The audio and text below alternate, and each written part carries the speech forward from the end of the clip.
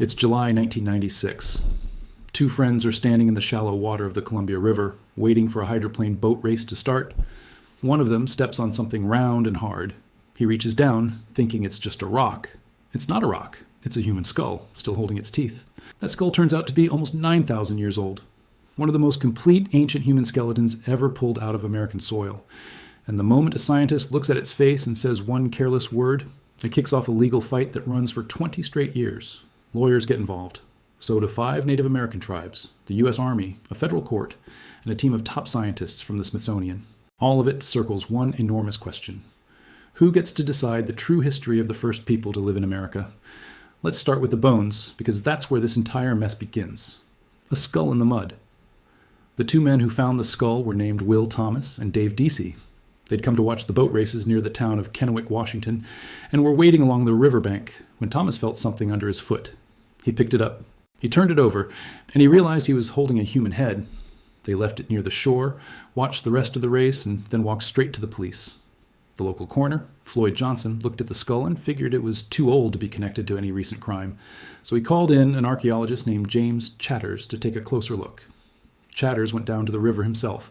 Working in low evening light, he dug through the mud and pulled out more than 300 bone fragments, nearly an entire human skeleton. Then he found something that changed everything. Wedged into the man's hip bone, fully healed over, was a stone spear point, the kind of tool used thousands of years earlier. This man had been stabbed with a spear at some point in his life. And he had survived it, long enough for new bone to grow around the stone and seal it inside him. That spear point was the first sign that this skeleton belonged to a much older world than anyone expected. The number that changed everything. Chatters sent a small piece of hand bone off to a lab for radiocarbon testing. When the results came back, they were staggering, around 8,400 radiocarbon years old, which translates to roughly 9,000 calendar years. This wasn't just an old skeleton. It was one of the oldest, most intact human skeletons ever discovered on the entire continent, a nearly untouched window into the earliest chapter of American history. And this is exactly where things went wrong. Chatters studied the shape of the skull, long and narrow, with features that didn't match what he expected from a modern Native American face. In his written notes, he used the word caucasoid. A sculptor later built a clay model of the man's face based on the skull, and when people saw the finished bust, more than a few said it reminded them of the actor Patrick Stewart. So now the story in people's heads was a 9,000-year-old man from Washington state who looked European. That single detail was all a certain group of people needed to hear. Fringe authors jumped on it as proof that Europeans had reached America before anyone else. Even extremist groups tried to claim the remains as their own. A healed spear wound and one lab result had somehow turned into ammunition in an argument about who really got here first. Chatters himself insisted he never meant to suggest Europeans settled the continent first. It didn't matter. The idea was already loose, and it was spreading. Ancestor, not specimen. Meanwhile, the people whose homeland this skeleton was found on had a completely different word for him. Not specimen, not caucasoid, ancestor. 5 tribes, the Umatilla, the Yakama, the Nez Perce, the Colville, and the Wanapum, recognized the remains right away as one of their own. They called him the Ancient One. Their oral histories say their people have lived along that river since time immemorial. To them, this wasn't a scientific discovery. It was a grave that had been disturbed. And they had the law on their side. The skull had been found on land controlled by the U.S. Army Corps of Engineers, federal land. Under a law passed in 1990 called the Native American Graves Protection and Repatriation Act, NAGPRA, ancient remains like these are supposed to be returned to culturally connected tribes for reburial. The Army Corps agreed and moved to hand the remains back. That should have settled it. Instead, it was only the beginning. 8 scientists filed a lawsuit against the U.S. government to block the reburial. The group was led by researchers connected to the Smithsonian, with physical anthropologist Robson Bonnickson as the lead name on the case. Their argument: this skeleton was too scientifically valuable to bury before it had been properly studied. They claimed no one had proven a direct link between this 9,000-year-old man and any tribe living today. So, in their view, NAGPRA shouldn't even apply. Read that again. A group of scientists were arguing in federal court that the law protecting Native American graves was standing between them and the discovery they wanted to make. This is the moment the story stops being about one skeleton. It becomes a much bigger question. Who holds the pen when someone rewrites the history of an entire continent? And this wasn't an isolated incident. This skeleton was just one crack in a much older wall that had already been under pressure for decades. The wall called Clovis First. To understand why one skull could set off a 20-year court battle, you need to understand the theory that ruled American archaeology for most of the 20th century. It's known as Clovis First. The standard story went like this. Humans arrived in the Americas around 13,000 years ago, walking down through an ice-free path from Asia into North America. The evidence was a distinctive fluted stone spearhead, first found near Clovis, New Mexico, back in the 1930s. These Clovis points turned up at sites all across North America, and nothing older or more convincing ever seemed to surface beneath them. So the field settled on a rule. Nothing came before Clovis. Nobody was here earlier. Over time, that rule became more than a scientific conclusion. It became the backbone of careers, funding, and reputations. Entire university departments were structured around it. Museum exhibits were built to illustrate it. Grant committees used it as a filter. Proposals that assumed an older timeline were quietly less likely to get funded because reviewers already knew the answer before the dig even started. One archaeologist, James Adovasio, later pointed out that hundreds of sites across the Americas had been proposed as older than Clovis, and nearly every single one got its brief. Moment of attention before someone found a flaw and the claim was buried. Suggesting your dig was older than Clovis was close to career suicide. Young researchers learned the lesson fast. Publish a pre-Clovis date, and you'd spend the next decade defending your credibility instead of building your career. So if you wanted to break through that wall, a rough date wasn't enough. You needed a site so well preserved that nobody could just wave it away. In the 1970s, that site appeared. Not in North America, in a cold, wet bog in southern Chile. Monteverde, the first real crack. Its name was Monteverde. A young archaeologist, Tom Dillahay, began digging there in 1978 alongside a colleague, Mario Pino. What they found wasn't a scattered handful of stone tools that people could argue about for decades. It was an entire settlement, the remains of a hut, wooden tent stakes with the knotted cords still attached, ancient fire pits, wooden tools, chewed plants, and seaweed that had been carried in from a shoreline more than 50 miles away. The date that came back was roughly 14 to 500 years old, over 1,000 years earlier than Clovis, on the wrong continent entirely, and thousands of miles south of the only entry route the old theory demanded. The response from the field wasn't disagreement. It was outright hostility. For nearly 20 years, Dillahay's research met fierce resistance. He wasn't just defending a set of dates anymore. He was fighting the foundations of an entire academic discipline. He spent the better part of 2 decades being doubted for finding evidence that had arrived before the profession was ready to believe it. Then, in 1997, a group of senior archaeologists flew down to Chile to examine Monteverde with their own eyes. After walking the site, they gave it their approval. One of them said plainly that Monteverde had broken the pre-Clovis barrier for good. But here's the part that should give you pause. Even decades later, a handful of critics still push back against those dates. The argument over Monteverde has never fully died down. Keep that pattern in mind. It repeats throughout this entire story. The evidence wins, and yet the argument refuses to end. So if a site in Chile could be that old, what had North America been sitting on the whole time? Meadowcroft and the word contamination? The answer had been waiting in Pennsylvania, buried under a single accusation. Contamination.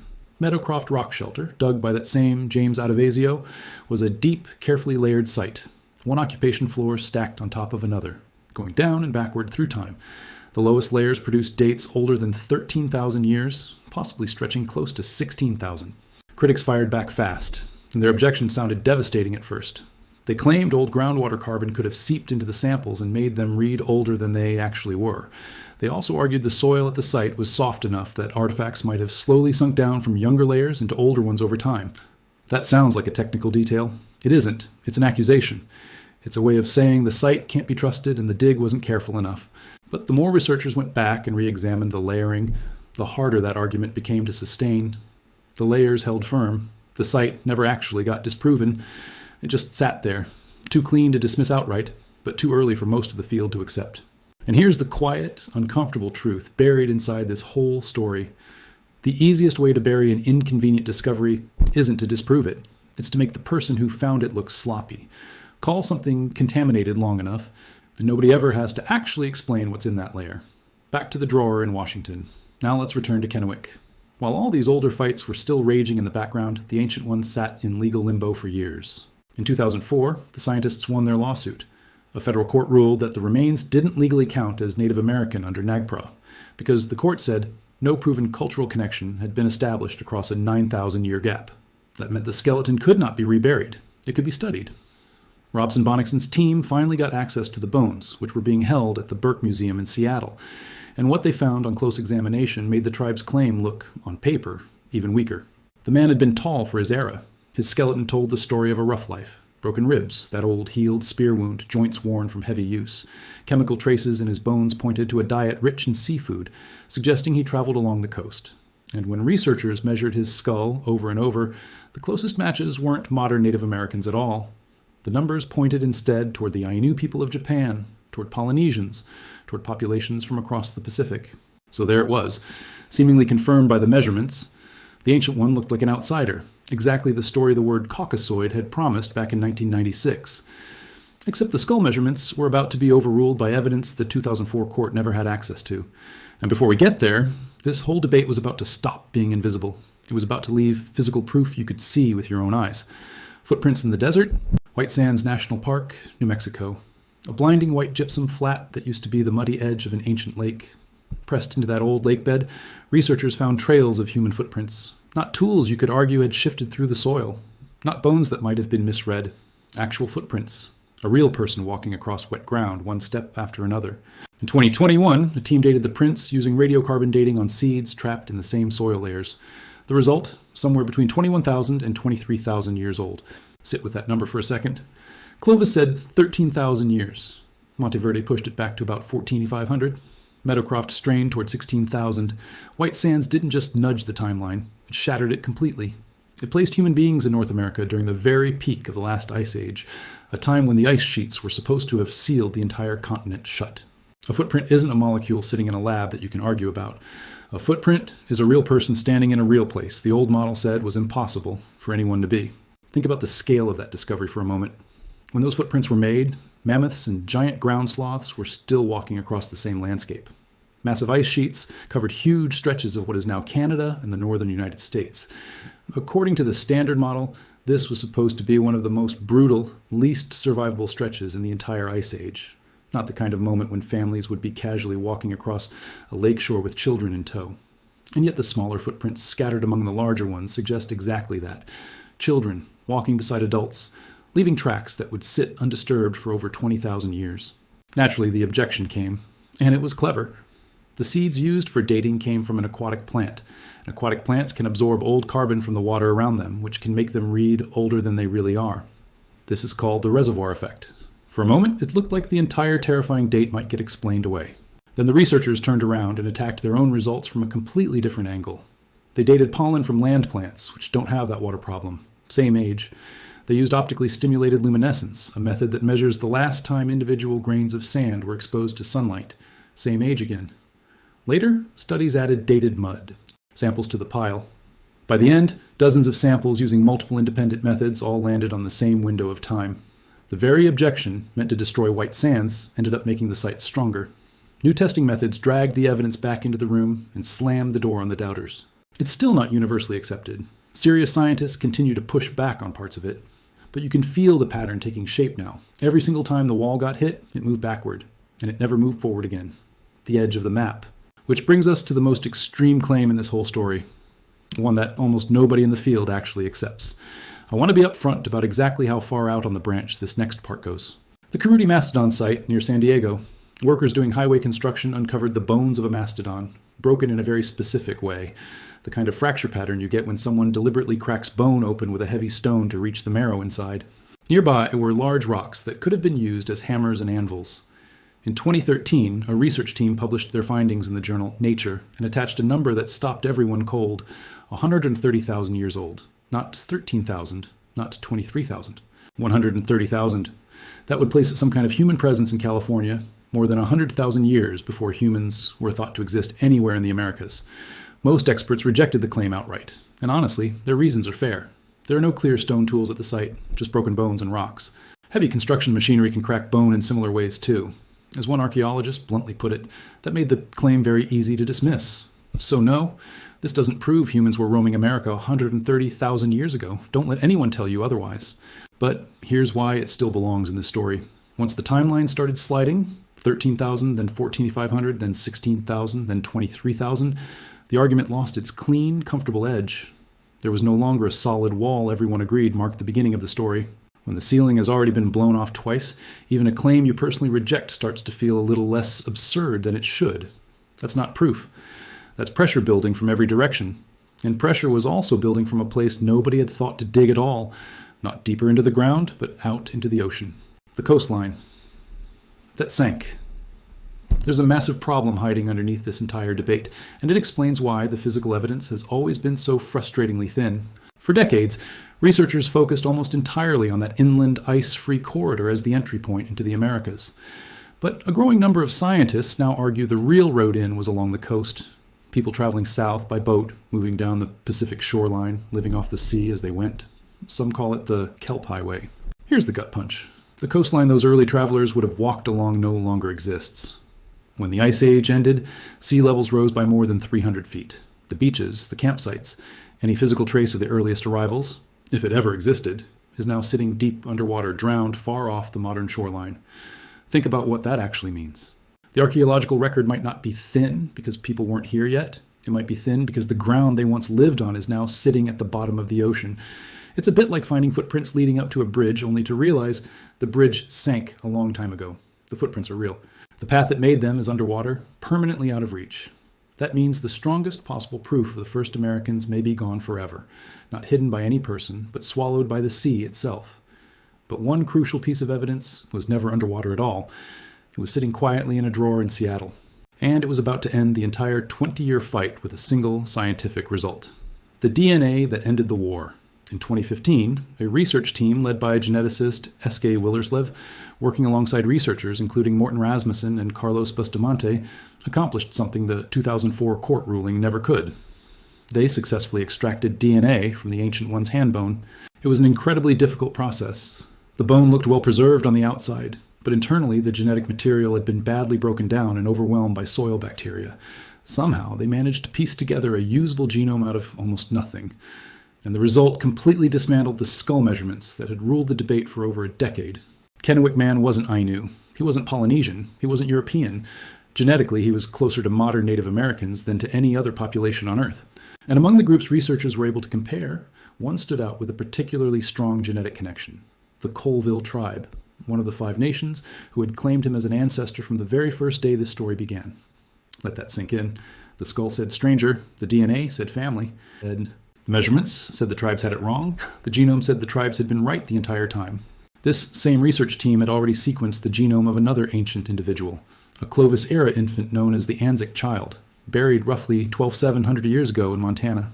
That child, too, turned out to be ancestral to living Native Americans, and the study showed the earliest American populations had already begun splitting into distinct branches by that point. Kennewick Man fit neatly inside that same family tree. He was never an outsider. He was a relative, the very thing science had spent 20 years trying to turn into an anonymous specimen. What the war actually proved. So let's be honest about what all of this actually accomplished. A group of scientists framed the tribes and a federal protection law as obstacles blocking their access to knowledge. They fought through the court system for the legal right to study a man. His own descendants simply wanted to lay to rest. They built an entire case around the shape of a skull. A case that one single genetic study erased completely. In the oral traditions, a federal court had dismissed as legally meaningless. The phrase, since time immemorial, turned out to describe the genetic truth far more accurately than any skull measurement ever did. I want to be careful here, because the simplified version of this story would be a lie. There was no secret conspiracy, no cover-up. The people defending Nagpra weren't hiding anything. They were protecting graves. And the skeptics, the Clovis defenders, the people who kept crying contamination, a lot of them raised legitimate scientific points. Old carbon really is a real problem. Disturbed soil layers really do happen. Extraordinary claims really do require extraordinary evidence.